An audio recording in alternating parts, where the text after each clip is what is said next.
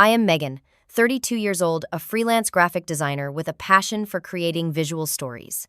My relationship with my younger sister, Elaine, has always been complicated, like walking on eggshells across a frozen lake. When her promotion party invitation arrived in my mailbox, my stomach knotted instantly. Despite our strained relationship, I decided to attend to show support and maybe, just maybe, bridge the gap between us. Little did I know this evening would change everything in ways I never imagined. Before I continue this shocking story, drop a like and let me know where you are watching from. Trust me, what happened next will leave you speechless. Growing up with Elaine was like watching seasons change. We were inseparable as little girls, sharing secrets under blanket forts and defending each other on the playground. I still remember braiding her hair before school and teaching her how to ride a bike. Those memories feel distant now, like photographs fading with time. The shift began subtly around when Elaine entered middle school. Our parents, Robert and Linda, never explicitly encouraged competition, but their reactions created an unspoken hierarchy. When Elaine brought home straight, as Dad would beam with pride, announcing it to everyone who would listen, my B+ in art class received a pat on the shoulder and a quick "that is nice, honey." These small moments accumulated like raindrops, eventually forming a river of resentment between us. My parents valued traditional success. Dad, a financial analyst, and Mom, a former attorney turned homemaker, believed education was the golden ticket to a secure future. Elaine embodied their dreams perfectly. She was class president valedictorian and scored in the top percentile on her SATs. I was creative, dreamy, and more interested in colors and compositions than calculus. The breaking point came during my sophomore year at Princeton. I had been accepted into the prestigious university to study economics, fulfilling my parents' expectations. But 2 years in, I felt like I was drowning. Every morning I woke up with a heaviness in my chest, dreading classes that held no passion for me. Late one night, after staring at economic models until my vision blurred, I made the decision that would fracture our family dynamic forever. I dropped out to pursue graphic design. The day I told my family remains etched in my memory. We sat at our dining room table, the same place we had celebrated countless family milestones. Dad turned red, then eerily quiet. Mom cried, asking where they had gone wrong. But Elaine, her face a perfect mask of concern, said the words that cut deepest: "I always knew you would not have the discipline to finish something challenging."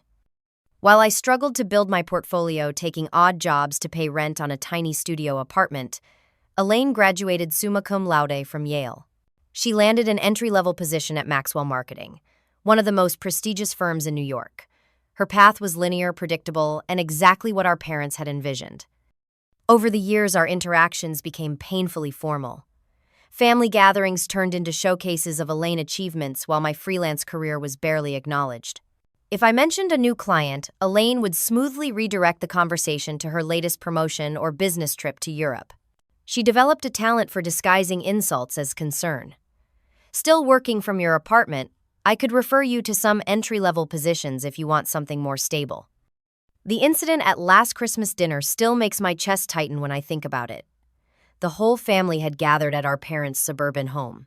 Uncle Jack asked about my recent project designing a campaign for a small but growing sustainable fashion brand. Before I could answer, Elaine interrupted with a laugh. "Oh, Megan helps small businesses with their Instagram posts. It is adorable. Some people just are not cut out for the corporate world." She raised her wine glass in my direction. "To finding your level." Our cousins shifted uncomfortably. Mom changed the subject. Dad refilled his glass, and I sat there smiling woodenly as my accomplishments were diminished in front of everyone I loved. Despite these painful interactions, I gradually built my business. I specialized in branding for sustainable and ethical companies, finding purpose in helping businesses that aligned with my values. My portfolio grew, and referrals brought steady work. I was not making Fortune magazine, but I was paying my bills, doing something meaningful. Each small victory helped rebuild the confidence that family dynamics had eroded. Tyler, my boyfriend of 2 years, became my strongest supporter. A software engineer who understood creative passion, he never questioned the validity of my career choice. When I doubted myself after particularly difficult family encounters, he would point to my growing client list and the tangible impact of my work. Your sister might have the corner office, he told me once after a particularly difficult Sunday dinner with my family. But you have created something authentic. That matters more. I clung to those words on my darkest days when comparison threatened to suffocate my sense of self-worth. I started therapy learning to separate my value from external validation. Slowly, I built a life that felt genuinely mine. I joined a community of independent designers, found friends who celebrated creativity, and established boundaries with my family. But the wound of familial rejection never fully healed. Every achievement felt shadowed by the knowledge that in my parents' eyes, particularly my father, I would always be the daughter who took the less impressive path. And Elaine, intentionally or not, reinforced this narrative at every opportunity. So when her promotion party invitation arrived, embossed with the Maxwell marketing logo and promising an evening celebrating her ascension to senior marketing director, my immediate instinct was self-preservation. I had built protective walls for good reason. Yet something deeper, perhaps the lingering hope for reconciliation or simple human desire for family acceptance, made me consider attending. The invitation sat on my kitchen counter for 3 days.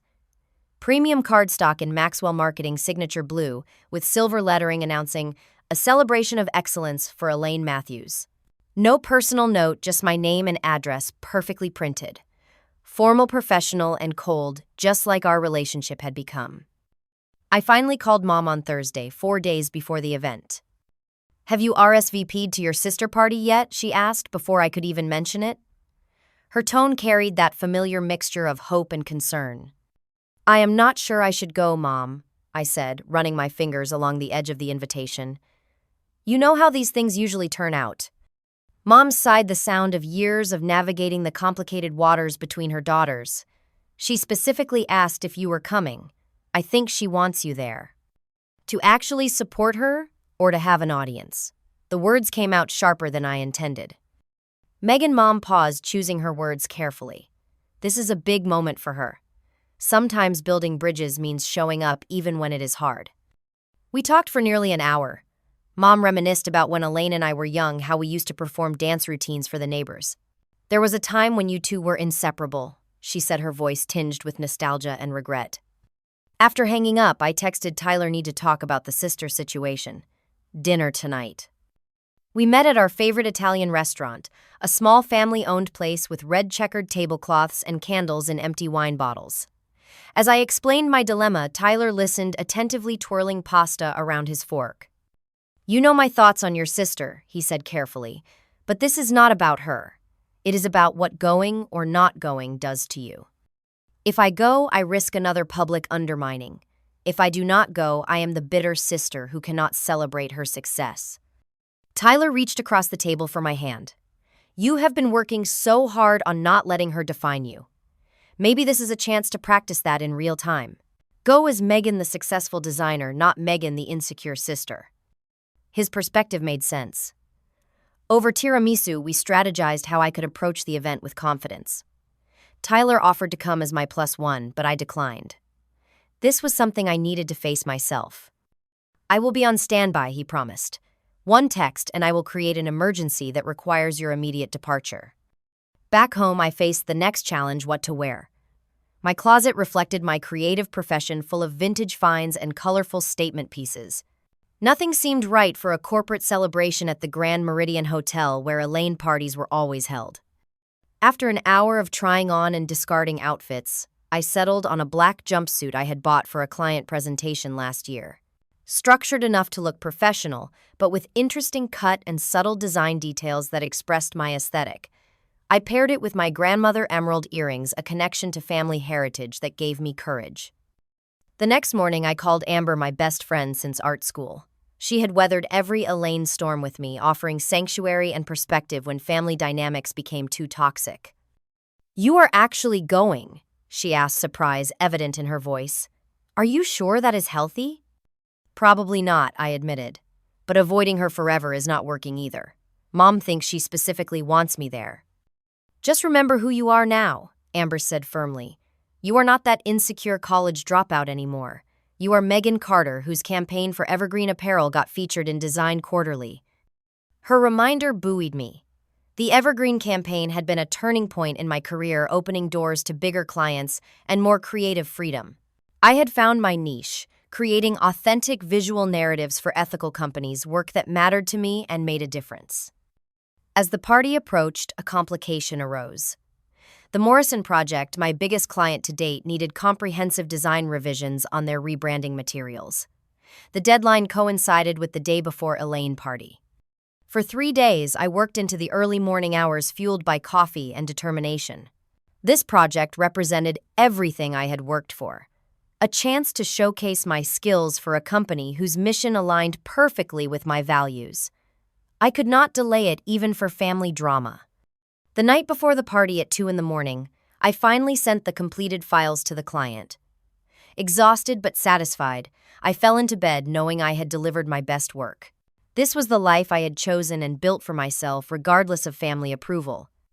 As I drifted towards sleep, my phone pinged with a text from Elaine. Dress code is business professional. The event begins promptly at 7. Please do not be late. No looking forward to seeing you or thanks for coming. Just instructions, as if I were another vendor she was managing for the event. I set my alarm knowing the next day would test every boundary and coping mechanism I had built.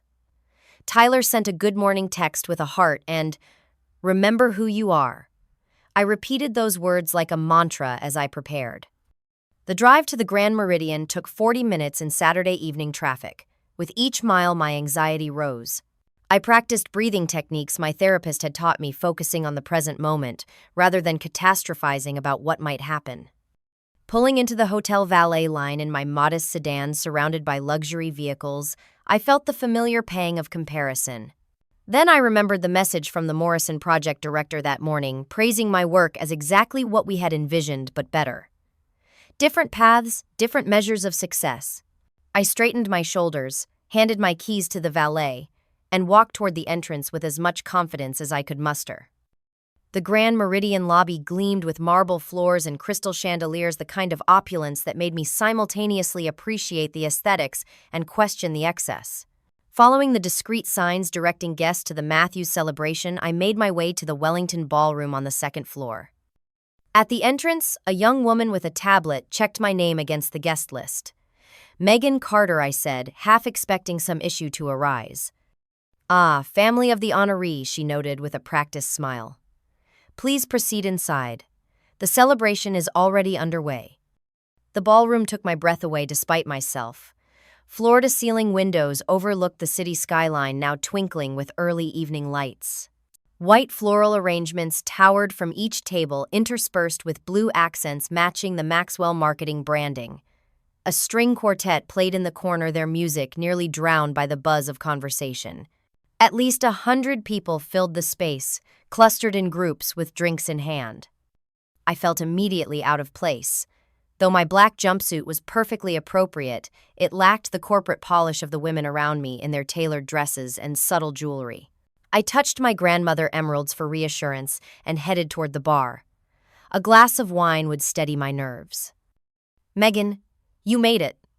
My mother appeared at my side before I reached the bar, elegant in a navy dress I had never seen before. She hugged me, her familiar perfume momentarily comforting. "Your father is over there with Uncle Jack. Elaine is circulating, speaking with executives." Dad stood across the room, looking uncomfortable in his best suit, despite attending countless corporate functions during his career. He nodded when he saw me, but made no move to approach. Our relationship had been strained since my decision to leave Princeton, conversations limited to weather and polite inquiries about how business is going. "There she is," Mom said, gesturing toward the center of the room where Elaine held court.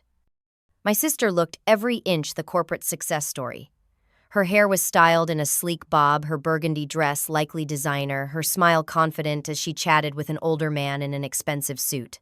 She glanced our way, excused herself from her conversation, and approached with measured steps. "Megan, I am glad you could fit this into your schedule." Her greeting was cool, her eyes quickly assessing my outfit. "Mom, the CEO just arrived. Would you like to meet him?" "In a moment, dear. I am just catching up with Megan." "Of course. The program starts in 30 minutes. Dad already met him." With a quick, practiced smile in my direction, she turned and walked away. "She is just nervous," Mom said, squeezing my arm. This is a big night for her. I nodded, not trusting myself to respond without sarcasm. After grabbing that much-needed glass of wine, I scanned the room for a quiet corner to gather myself. You look lost. A woman about my age approached, champagne flute in hand. Are you a Maxwell employee? No, I am Elaine's sister. Her eyebrows rose slightly. Oh, Elaine rarely mentions family. I am Patricia, we work in the same department. Our conversation flowed surprisingly easily. Patricia asked genuine questions about my design work, showing interest in my sustainable business focus. As we talked, two more of Elaine's colleagues joined us, curious about the sister they had heard so little about. So you are the artist, said James, a marketing analyst with kind eyes. Elaine mentioned you do something with graphics. I am a brand identity designer, I corrected gently. I help companies develop their visual presence across platforms. That sounds fascinating, said Rebecca, another colleague. Do you have a website? As I pulled out my business card, I noticed Elaine watching from across the room, her expression unreadable. Standing near her was a group of women I recognized as her close friends from college, all whispering and glancing my way. One laughed behind her hand, and I felt 16 again, excluded and judged. Ignore them, Patricia murmured, following my gaze. Office politics. I excused myself to use the restroom, needing a moment alone. In the elegant marble bathroom, I splashed cool water on my wrists and practiced the grounding technique my therapist had taught me. 5 things I could see: marble sink, crystal light fixture, my reflection, silver faucet, blue hand towels. 4 things I could touch. When I returned to the ballroom, the atmosphere had shifted. People were finding their seats at the designated tables. I located my name card at what was clearly the family table near the front, but not at Elaine's main table with executives. As I sat down between my mother and Aunt Carol, a tall man approached the podium on the small stage. The room quieted immediately. That is Aaron Marshall, Mom whispered. Elaine boss, the one who approved her promotion. Aaron Marshall commanded attention without asking for it.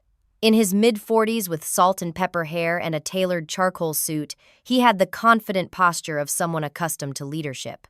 His expression was serious but not stern, his eyes alert and observant as they scanned the room. Good evening, everyone, he began, his voice deep and measured. Welcome to this special celebration. At Maxwell Marketing, we believe in recognizing excellence, and tonight is all about acknowledging exceptional talent and dedication. He spoke briefly about the company values and trajectory before introducing the first speaker. As he left the podium, his gaze passed over our table, pausing momentarily on me with a look of curiosity before moving on. The evening program began with speeches from various executives praising the company culture and growth. I half listened, watching the dynamics at play. The hierarchy was clear in everything from seating arrangements to who laughed at whose jokes. Elaine sat at the executive table, occasionally whispering to the woman beside her, looking completely at home in this world of corporate politics and power. For a moment, I tried to imagine myself in her place, wondered if I would have found happiness in this structured environment had I stayed at Princeton and followed the expected path. The thought alone made me feel constricted. Different as we were, perhaps, Elaine and I had each found the environments where we could thrive.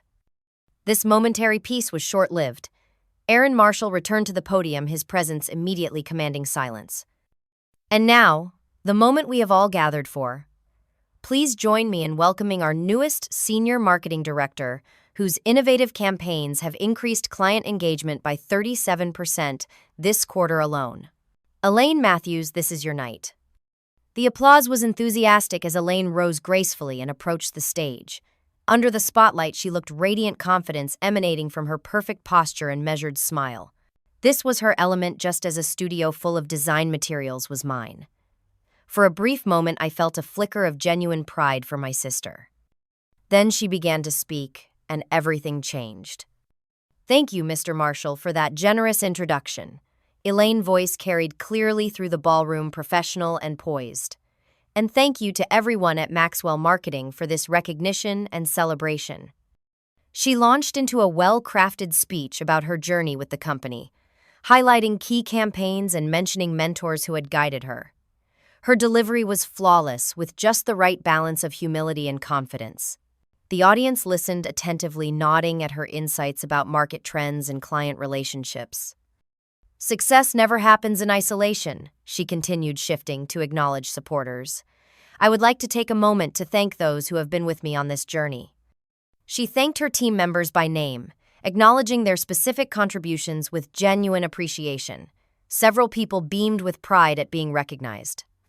And of course, my family, without whom I would not be standing here today. My parents straightened in their seats beside me. Dad looked particularly proud, his earlier discomfort replaced by obvious satisfaction.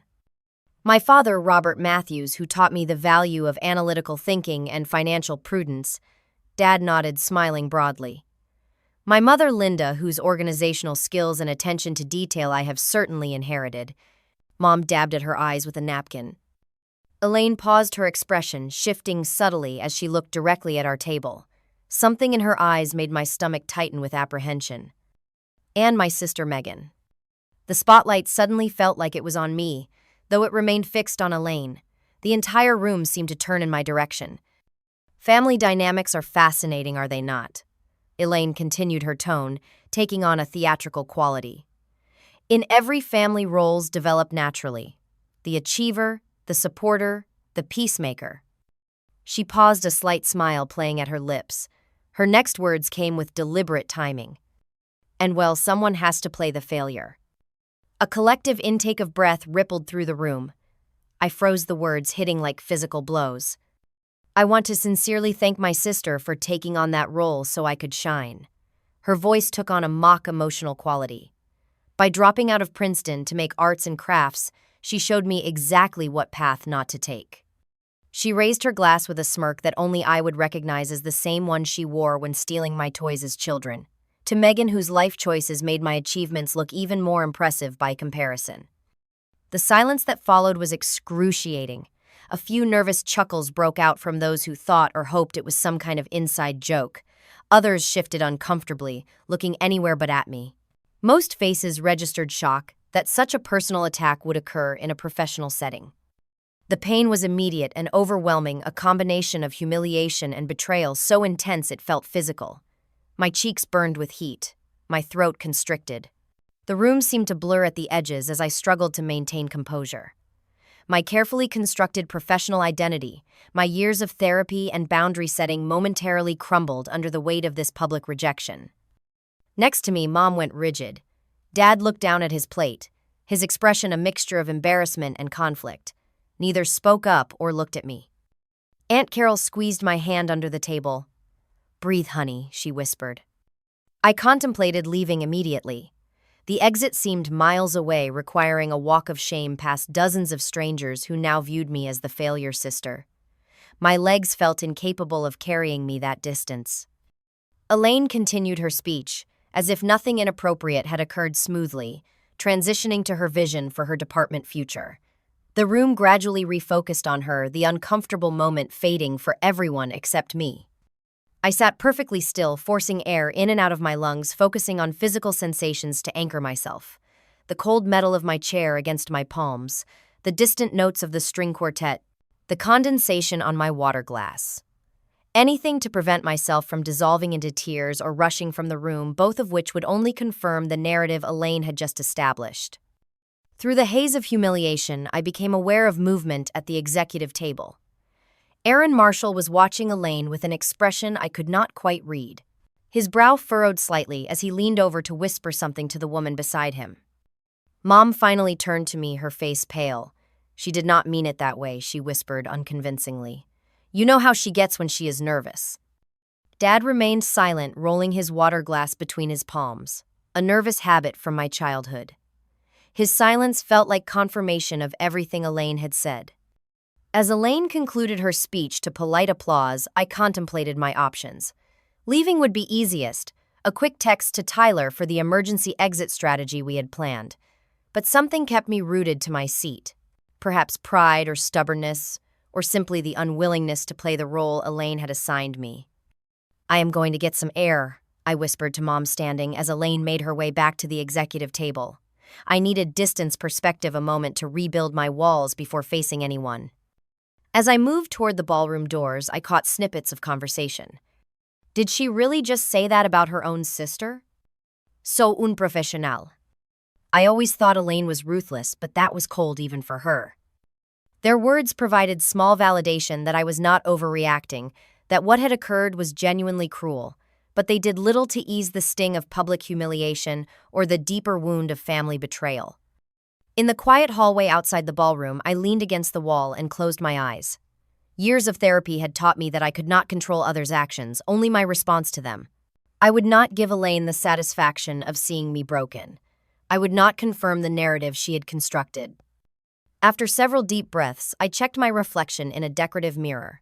My makeup remained intact, my expression composed. Only the tightness around my eyes revealed the emotional storm within. As I prepared to return to the ballroom, determined to hold my head high for the remainder of this excruciating evening, the doors opened. Aaron Marshall stepped out, his expression serious. He seemed unsurprised to find me there. "Miss Carter," he said, approaching with measured steps. "I wondered if I might have a word with you before returning to the celebration." I braced myself for more humiliation. Perhaps he wanted to minimize the scene or ask me to leave quietly to preserve the professional atmosphere. Instead, what he said next completely changed the trajectory of the evening. "I believe I owe you an apology for what just occurred," he began, his tone sincere. "That was completely inappropriate and does not reflect the values of Maxwell Marketing." Before I could respond, the ballroom doors opened again. People were filing back in, the program apparently continuing. Aaron glanced at his watch. "I need to return to the podium shortly," he said, "but I would appreciate your attention to the next portion of the program, if you are willing." Confused but intrigued, I nodded and followed him back into the ballroom where a very different scene was about to unfold. The room had settled back into the rhythm of the celebration. Soft music played as servers cleared appetizer plates. Elaine sat at the executive table receiving congratulations from colleagues, her earlier cruelty apparently forgotten by most attendees. She laughed at something someone said, looking carefree and triumphant. Aaron Marshall walked purposefully back to the podium, adjusting his tie slightly as he took position. He tapped the microphone twice the sound, immediately commanding attention. Conversations tapered off as heads turned toward the stage. "If I could have your attention once more," he began, his voice carrying authority without aggression. "I would like to address the gathering briefly before we continue with our scheduled program." Elaine's expression shifted from relaxed to alert. This unscheduled speech was clearly not part of the plan. Her eyes darted between Aaron and me as I returned to my seat at the family table. "First, I want to reiterate my congratulations to Elaine Matthews on her promotion." Aaron nodded toward Elaine, his expression professionally pleasant but notably cooler than earlier. "Her marketing expertise has certainly contributed to our recent successes." He paused, surveying the room with a measured gaze. "At Maxwell Marketing, we pride ourselves not only on results but on the values that guide our work: integrity, respect, collaboration, professionalism. These are not just words on our website, but principles that govern how we conduct ourselves, both with clients and with each other." The atmosphere in the room shifted subtly. People straightened in their chairs, sensing something significant was occurring. In my 20 years of leadership experience, I have observed that true excellence is never achieved in isolation, nor is it built upon diminishing others. His words carried weight, each one deliberately chosen.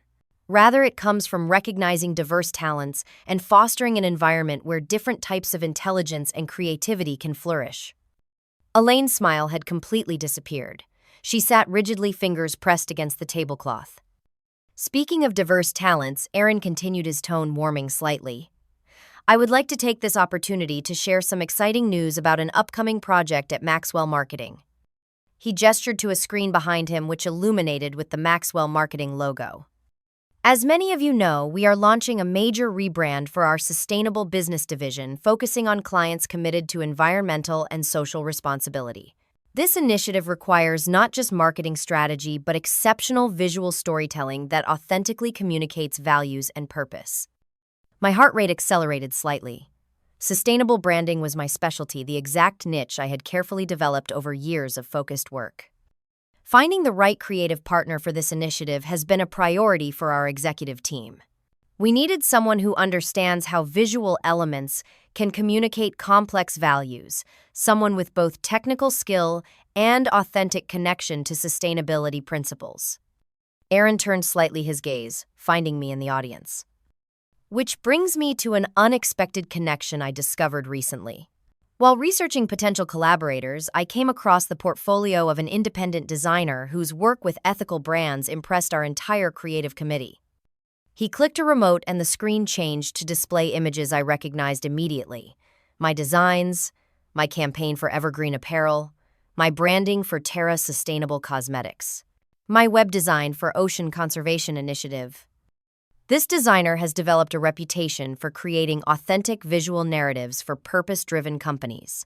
Her work demonstrates technical excellence, strategic thinking, and genuine understanding of how to communicate values visually. The room was completely silent now, all eyes moving between the screen Aaron and increasingly me. Imagine my surprise when I discovered this designer is Megan Carter, sister of our own Elaine Matthews. Murmurs rippled through the crowd. Elaine's face had gone pale, her expression, a mixture of shock and dawning horror.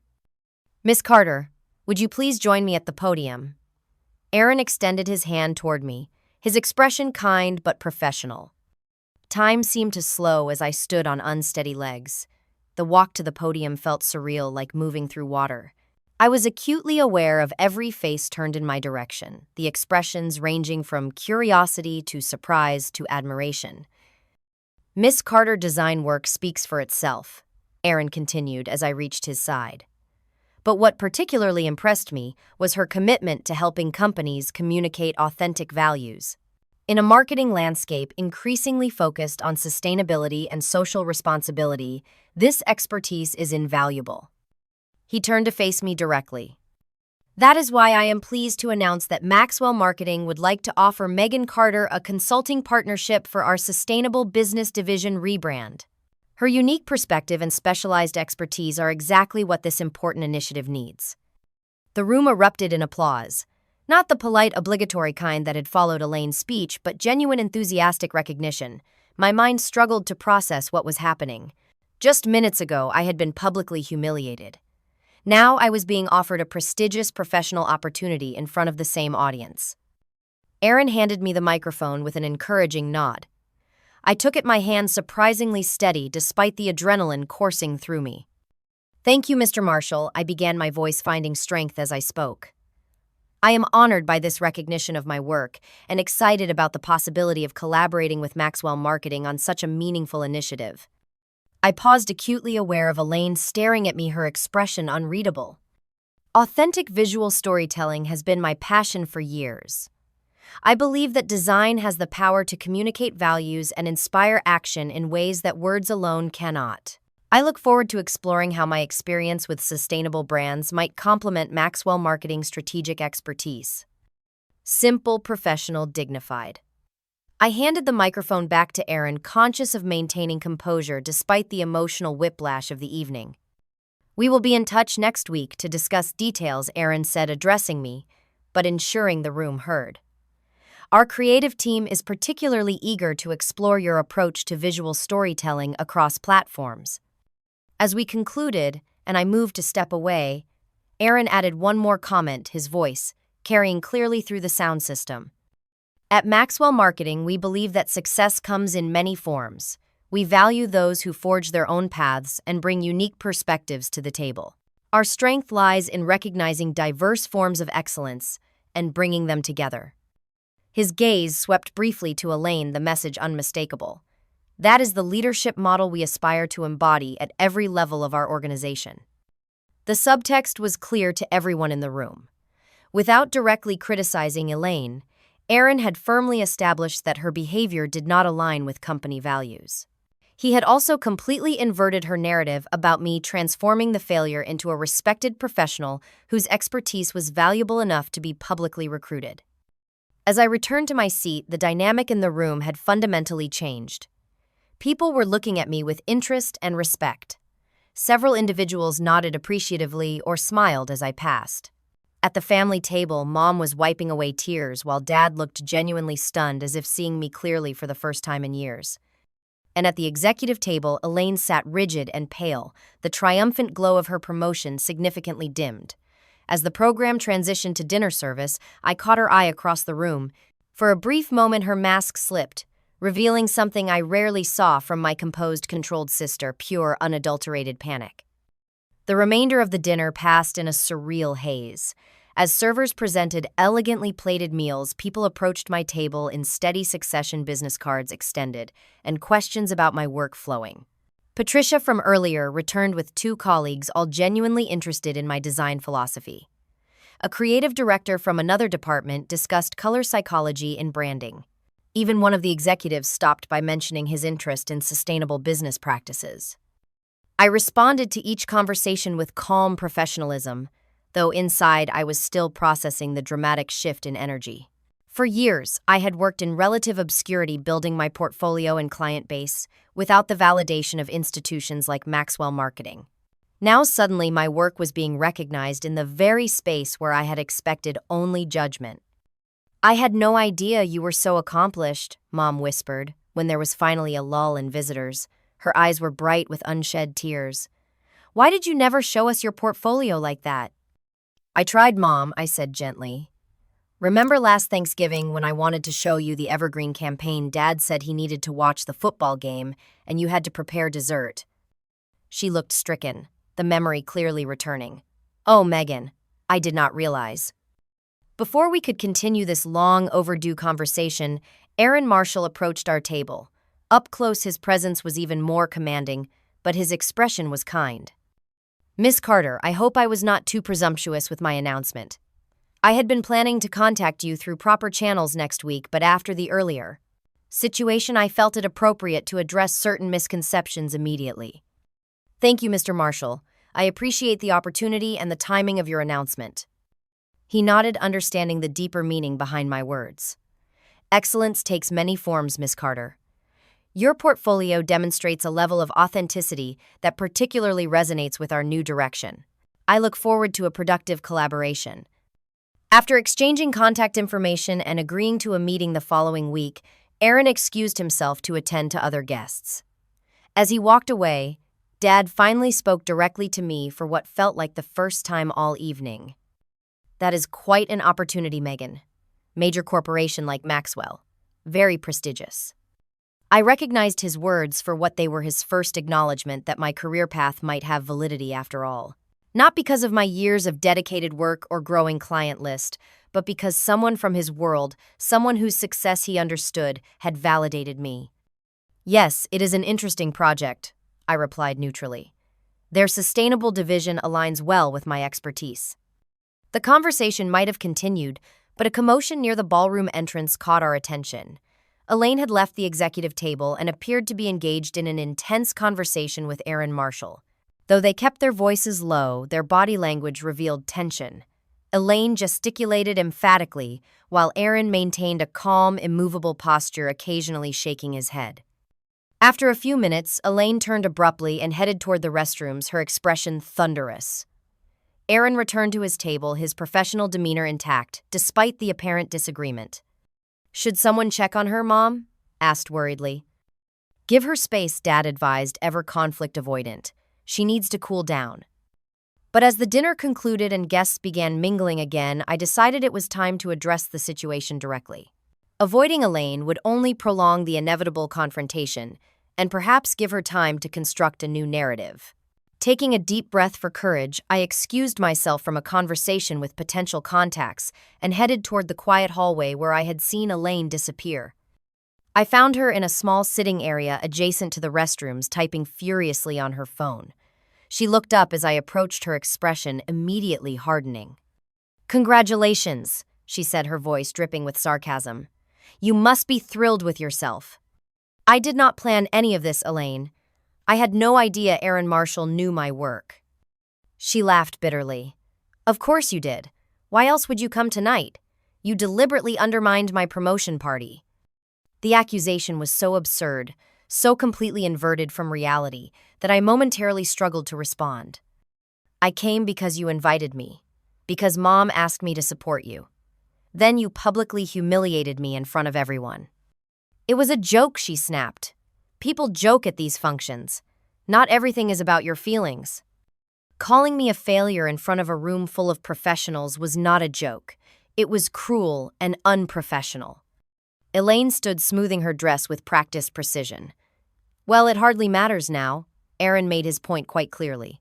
The great Megan ethical designer extraordinaire swooping in to save our sustainability division with her artistic vision.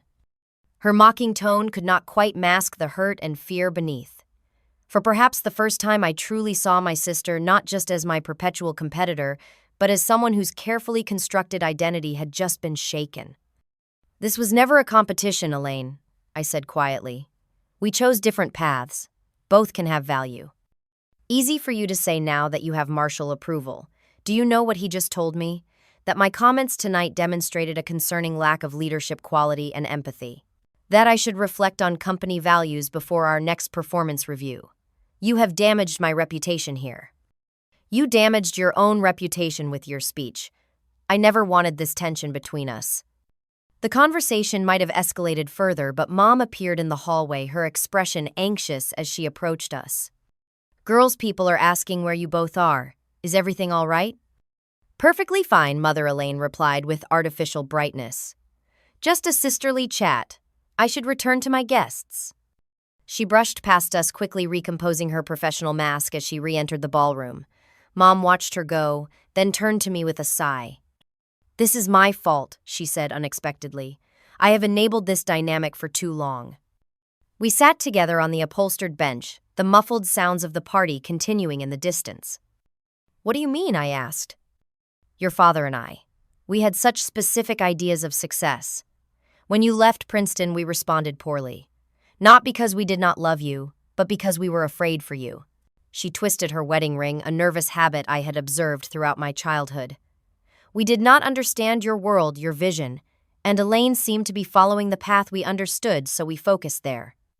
You never came to my gallery showings, I said softly. Never asked to see my portfolio. Because we were ashamed of our own reactions, Megan. After a while, it was easier to pretend your career was just a phase than to admit we had been wrong. Her eyes filled with tears.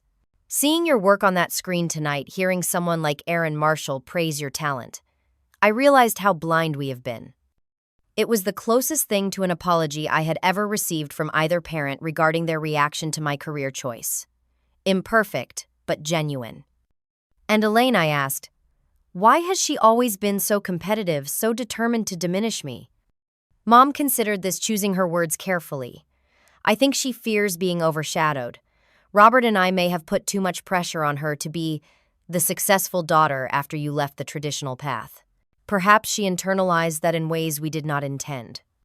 Our conversation was interrupted by the vibration of my phone. Tyler was texting to check in. How is it going? Need extraction. I quickly responded, major plot twist. We'll call later. Mom and I returned to the ballroom where the formal program had concluded and people were saying goodbyes. Dad approached awkwardly, clearly uncomfortable with the emotional undercurrents, but making an effort. Your mother and I were thinking perhaps you could show us your studio sometime, he said stiffly. See where you work. It was a small olive branch, but significant coming from him. I would like that, I replied. As the evening wound down, I exchanged contact information with several potential clients and collaborators. Patricia and her colleagues invited me to an industry event the following month. The creative director requested my portfolio be sent to his team. In the space of a few hours, my professional network had expanded significantly. Elaine maintained her distance, speaking with remaining guests and pointedly avoiding our family group. When it came time to leave, she offered brief formal goodbyes, her smile never reaching her eyes. Congratulations again on your promotion, I said sincerely. You have worked hard for it. She nodded stiffly. And good luck with your project. Do not disappoint Aaron. He has put his reputation on the line for you. Not quite reconciliation, but at least civil interaction. As I drove home through the quiet city streets, I called Tyler and recounted the entire evening. Holy plot twist, he exclaimed when I described Aaron's intervention. Are you okay? That is an emotional roller coaster. Strangely, I think I am, I replied, realizing it was true. For years, I have been defined by family perceptions, especially Elaine's narrative about my choices. Tonight, that narrative was publicly challenged, Not by me fighting against it, but by the quality of my work speaking for itself. I am so proud of you, Tyler said. Not just for the Maxwell opportunity, but for how you handled everything. You stayed true to yourself in an impossible situation. After we hung up, I sat in my parked car outside my apartment building, processing the events of the evening. I had gone to the party expecting to endure more of the same family dynamics that had defined our relationships for years. Instead, everything had shifted. Not neatly resolved like in movies, but irrevocably changed. I had chosen to stay at the party rather than flee after Elaine's cruel remarks. I had accepted recognition without diminishing myself or seeking revenge. I had begun honest conversations long overdue with my parents. Small victories, but significant ones in my ongoing journey toward defining myself on my own terms. The Monday following the promotion party, I received an official email from Maxwell Marketing detailing the proposed consulting arrangement for their sustainable business division rebrand. The terms were generous, the scope exciting, and the timeline ambitious. After reviewing it with my lawyer, I accepted the opportunity. My first meeting at the Maxwell offices was scheduled for Wednesday morning.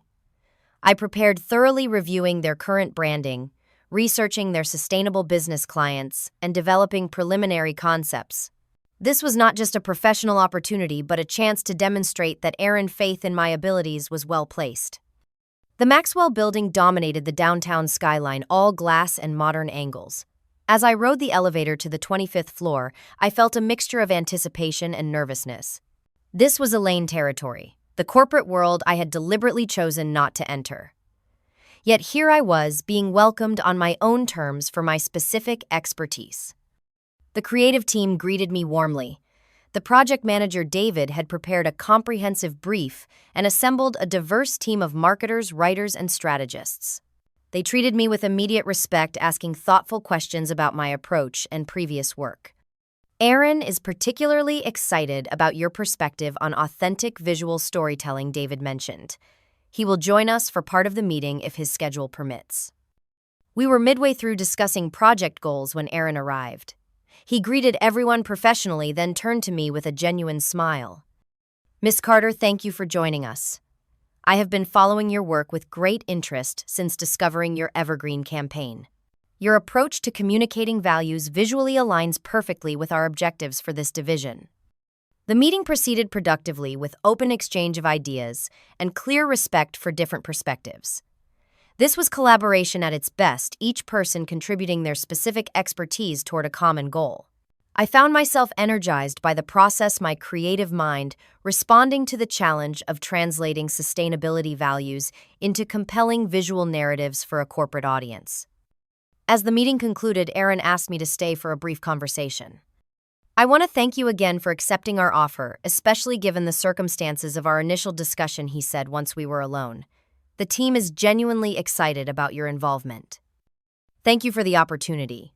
It is an exciting project. He nodded, then addressed what we both knew was the elephant in the room. Regarding Saturday evening, I want to assure you that your sister promotion remains in effect. However, we have had a constructive conversation about leadership qualities and company values. I appreciated his discretion and professionalism. I understand. Family dynamics are complicated, but they need not affect professional relationships. Precisely. He smiled slightly. Though I must admit, if your work together proves challenging, we can structure the project to minimize direct interaction. As I left the building, I checked my phone to find an unexpected email from Elaine. The subject line read simply, regarding Saturday. The message was brief and clearly difficult for her to write. Megan. Upon reflection, my comments at the promotion celebration were inappropriate and unprofessional. I apologize for publicly diminishing your career achievements. While we may have chosen different paths, I should not have characterized yours negatively. I understand you will be working with Maxwell on an upcoming project. I wish you success with this initiative. Elaine. Not the warmest apology and noticeably lacking in personal accountability beyond the professional context.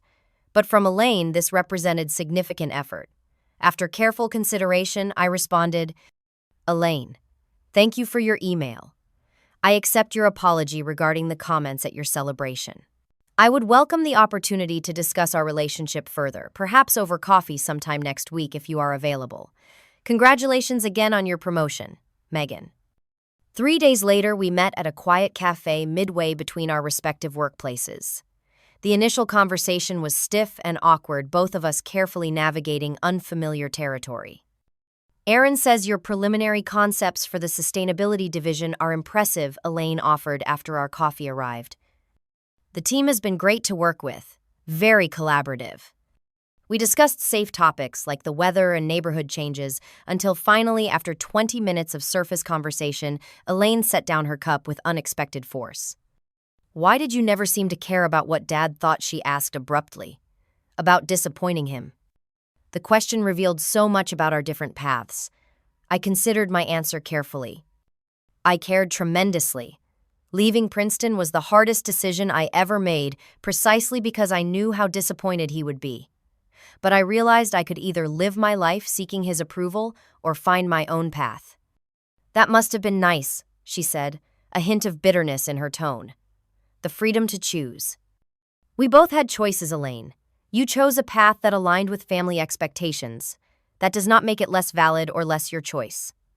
She stared into her coffee. Sometimes I wonder. I am good at what I do, but sometimes I watch you with your creative freedom and wonder what that feels like. It was perhaps the most honest thing she had ever said to me. In that moment, I glimpsed the pressure she had placed on herself, the weight of being the successful daughter after I had deviated from the expected path. The truth is, I spent years doubting my decision, I admitted, wondering if I had made a terrible mistake, if the struggle was worth it. There were months I could barely pay rent, times I nearly gave up. You never showed it. You always seemed so certain. Because admitting doubt felt like confirming I had made the wrong choice. We both created narratives that protected us, Elaine. Mine was independence and artistic integrity. Yours was corporate success and family approval. We talked for nearly 2 hours, peeling back layers of competition and misunderstanding. Not everything was resolved. Years of tension could not dissolve in one conversation. But we established a new foundation, one based on honesty rather than performed roles. The following weeks brought significant developments. My collaboration with Maxwell Marketing flourished, the sustainable division rebrand taking shape with positive feedback from clients and executives alike. My independent business benefited from the association with new clients reaching out based on the Maxwell connection. More personally, my relationship with my parents began a gradual transformation. They visited my studio as promised, Dad awkwardly asking questions about design software, while Mom examined my portfolio with genuine interest. I showed them articles featuring my work, client testimonials, and industry recognition I had received. Seeing tangible evidence of my professional standing helped them understand my world in ways abstract descriptions never could. I wish we had understood sooner, Mom said as they were leaving. We were so focused on traditional markers of success that we missed seeing you build something meaningful on your own terms. 1 month after the promotion party, Aaron invited me to present the rebrand concept to Maxwell's senior leadership, including Elaine. The presentation went exceptionally well, with enthusiastic approval from the executive team. Elaine contributed constructive feedback, focused on market positioning, her comments professional and thoughtful. Afterward, she approached me in the hallway. Nice work. The visual narrative is compelling without feeling artificially greenwashed. Clients will respond well to the authenticity. High praise from someone who rarely offered compliments. Thanks. Your market analysis helped refine the targeting strategy significantly. We had reached a tentative professional respect, a foundation upon which a healthier personal relationship might eventually be built. 6 weeks after the infamous promotion party, our family gathered for dinner at my parents' home. The atmosphere was noticeably different, conversation flowing more naturally as we found new ways to interact beyond our established roles. Dad asked about my upcoming projects with genuine interest. Mom shared family news without constant comparisons. Elaine discussed challenges at work, showing vulnerability previously hidden behind perfect achievement. That evening, as Tyler and I walked back to our car, he squeezed my hand. That was almost like a normal family dinner. No passive aggression, no subtle digs, actual conversation. Progress, I agreed. Slow, but real. Looking back now, I recognize that night at the promotion party as a turning point. though not in the way anyone could have predicted. Elaine's public insult intended to diminish me, instead created space for truth to emerge. Erin's intervention was unexpected validation, but the real transformation came from within, from finally refusing to accept others' definitions of my worth. The professional opportunity with Maxwell expanded my business in tangible ways. But the greater value came from the personal growth that followed the hard conversations with family, the gradual rebuilding of relationships based on truth rather than performance. I learned that true success is not measured by titles or salary or others' approval, but by the courage to define your own path and pursue it with integrity. That healing rarely comes in dramatic moments, but through consistent small choices to honor your authentic self. That even the most painful family dynamics can shift when we stop playing our assigned roles and start speaking our truths. Today, my relationship with Elaine remains a work in progress. We may never be the close sisters of our earliest childhood, but we have found respect for our different strengths and choices. My parents have expanded their definition of success, making space for paths they once dismissed, and I have released the need for their validation, though I welcome their newfound support. Sometimes the greatest wounds open doorways to the most important healing. I no longer live as a shadow of old pain, but as the creator of my own story. And that perhaps is the most meaningful success of all. What challenging family dynamic have you had to overcome in your life? Have you ever been underestimated or dismissed, only to find your own path to success? Share your story in the comments below. If this resonated with you, please like, subscribe, and share with someone who might need to hear that their unique path has value too. Thank you for witnessing my journey, and remember, the opinions that matter most are those of people who truly see you.